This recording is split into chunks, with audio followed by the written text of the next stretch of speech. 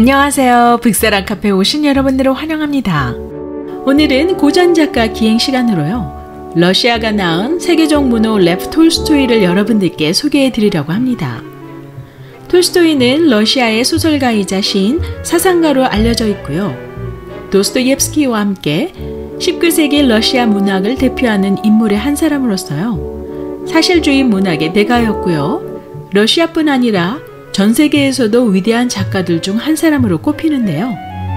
우리들에게는 장편소설 전쟁과 평화, 안나 까레니나, 부활, 참여록 등으로 잘 알려져 있습니다. 자, 그럼 지금부터 레프 톨스토이의 이야기를 시작해 보도록 하죠. 톨스토이는 1828년 러시아 제국 툴라현 크라피브 나군에 위치한 강문 영지인 야스나야 폴라냐에서 태어났습니다. 그는 니콜라이 일리치 톨스토이 백작과 마리아 톨스타야 백작 부인 사이에서 넷째 아들로 태어나고요. 어린 나이에 부모를 잃고 친척 집에서 양육을 받습니다. 톨스토이는 외교관이 되기 위해 1844년 카잔 대학에 입학했다가요. 학업에 흥미를 느끼지 못하고 결국 자퇴하고요. 1847년 야스나야 폴라냐로 돌아와 농촌에 머물게 되는데요. 이때 잠시 농촌 생활의 열의를 가지고 농노들에게 교육과 의료를 제공하면서 따뜻한 지주가 되려 했지만요. 농민들의 차가운 반응과 불신으로 실망하고 나서는 도시로 다시 나오게 됩니다. 그 후 톨스토이는 페테르부르크 대학에서 학사 학위를 따지만요. 모스코바와 상트페테르부르크 상류사회의 사교계에 빠져 방탕한 생활을 보내게 됩니다. 거액의 도박빚을 지는 등 무분별한 생활을 살아가던 자신의 삶에 만족을 얻지 못하던 중에요. 마텍 니콜라이가 복무하던 카프카스 전선으로 여행을 가게 되고요. 거기서 톨스토이는 카자크인들의 삶에 큰 관심을 가지면서요. 그들의 언어, 문화 풍속에 깊은 감명을 받고 쓴 글을 잡지에 발표하면서 그의 작가 생활은 시작됩니다. 톨스토이는 30살이 넘어 결혼을 하게 되는데요. 결혼 상대는 그의 나이보다 16살 어린 소피아 안드레예브나 베르스와 만나 사랑을 나누게 되고요. 소피아의 활달하고 귀여운 모습은 그를 매혹시키기에 충분했다고 하죠. 아내 소피아와의 사이에 13명의 아이를 두었고요. 그중 5은 어린 시절에 죽고 맙니다. 유머도 없이 혼자서 13명의 아이를 낳고 키우는 것은 물론이고요. 톨스토이의 글을 일일이 읽고 필체를 교정하는 작업을 맡아서 톨스토이를 헌신적으로 내조한 덕분에요. 그녀와의 결혼 후 안정을 찾은 톨스토이는요. 자신의 창의력의 절정을 이루어 대작 전쟁과 평화 그리고 안나 까레니나를 완성하게 됩니다. 하지만 신혼 초기부터 남편의 복잡하고 모순적인 성격으로 반세기 가까이 함께 살았지만요. 성격 차이는 결국 서로 간에 갈등을 빚게 됩니다. 1812년에 벌어졌던 프랑스와 러시아의 전쟁을 배경으로 다룬 전쟁과 평화는요. 장편 소설으로서 사실상 이 작품은 사실주의적 묘사와 톨스토이 특유의 역사관이 반영되어 여러 복합적인 요소가 함께 어우러져 있어서요.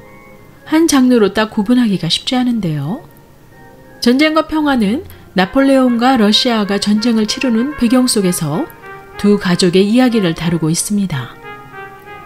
이 작품을 통해 톨스토이는 소설에서 등장하는 나폴레옹과 같은 영웅은 역사에 큰 영향을 주지 못한다는 그의 생각을 반영하면서요. 한 위대한 사람을 중요시하는 역사관에서 오히려 역사의 주인공은 그 전쟁을 치러 나가는 속에서 꿋꿋이 이겨 나가는 일반 민중임을 암시하고 있습니다. 톨스토이의 두 번째 걸작이라고 할 수 있는 안나 까레니나는요. 1873년에서 1877년까지의 집필 기간을 거쳐 1878년에 단행본으로 출간되는데요. 언뜻 보기에는 한 상류 사회에 살고 있던 유부녀가 멋지게 생긴 혼남과 불륜을 저지르다가 끝이 비극으로 끝나는 드라마와 같은 이야기로 볼 수 있지만요. 사실은 그보다 훨씬 깊은 의미를 가지는 소설인데요. 1870년대의 귀족 계급과 전반적인 러시아 사회의 분위기를 보여주고 있고요. 동시에 철학에 대한 문제, 삶과 죽음, 상류 귀족들의 위선적인 태도를 인물들을 통해 보여주고 있습니다.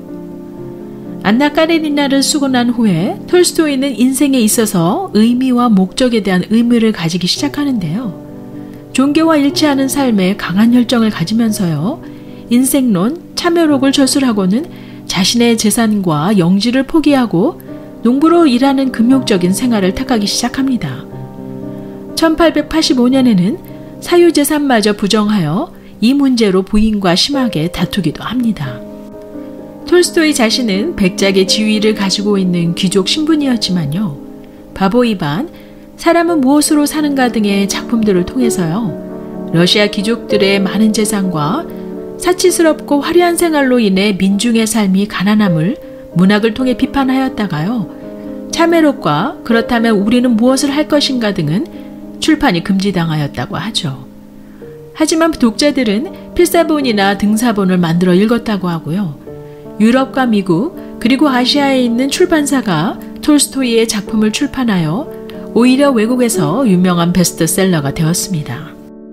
그의 문학적 명성은 날로 더해가서요. 80세 생일에는 전 세계에서 축하를 받지만요. 정작 그의 끊임없는 가정의 불화 속에서 가정은 점점 어려워져만 갔는데요. 톨스토이는 자신이 그동안 누려온 모든 백작의 기득권을 포기하고 싶었지만요. 가족들이 누리는 편안한 삶과 사고방식의 충돌을 빚게 됩니다.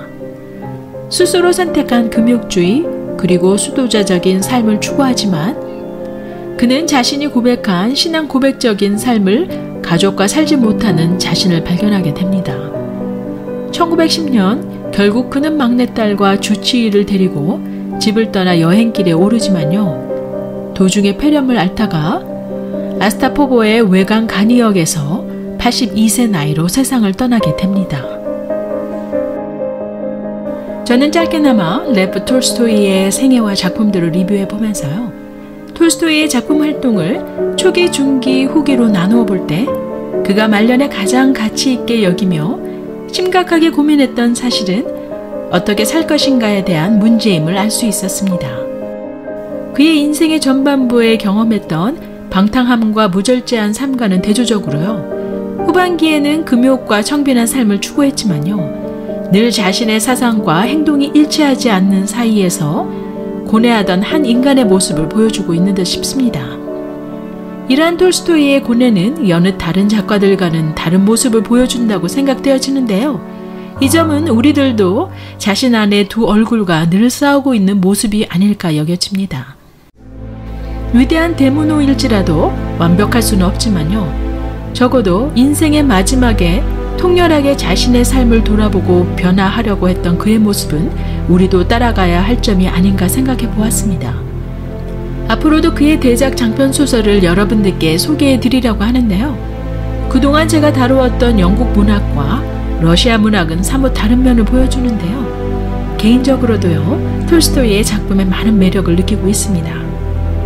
기대하셔도 좋을 듯 싶고요. 오늘도 끝까지 영상을 봐주신 것을 감사드립니다. 구독, 좋아요 잊지 마시고요. 그럼 다음 영상에서 뵐 때까지 안녕히 계세요.